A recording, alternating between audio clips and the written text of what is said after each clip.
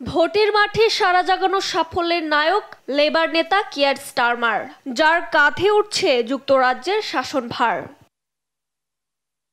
স্টারমারের জন্ম ১৯৬২ সালের ২ সেপ্টেম্বর লন্ডনে এক বামপন্থী শ্রমিক পরিবারে।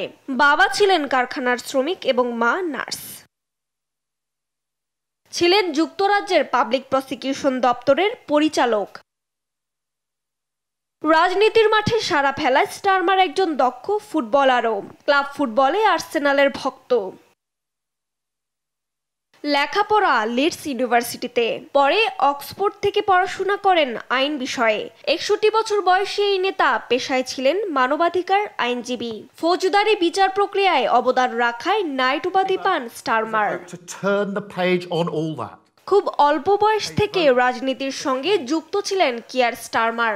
মাত্র ১৬ বছর বয়সে তিনি যোগ দেন লেবার পার্টি ইয়াং সোশ্যালিস্ট দলে। কিছু সময়ের জন্য তিনি উগ্র বামপন্থী একটি পত্রিকার সম্পাদনাও করেছিলেন। ২০২০ সালের এপ্রিলে দায়িত্ব নেন লেবার নেতা হিসেবে। মাত্র ৪ বছরের মাথায় লেবারদের রাজনীতির মোড় ঘুরিয়ে দিয়েছেন তিনি।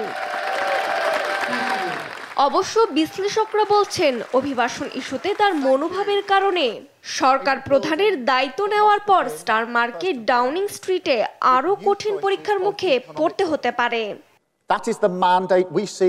সমর্থকদের চোখে স্টারমার একজন বাস্তববাদী মানুষ, ভরসা করার মতো রাজনীতিবিদ। রজনী রহমান, নিউজ ডেস্ক, দেশ টিভি।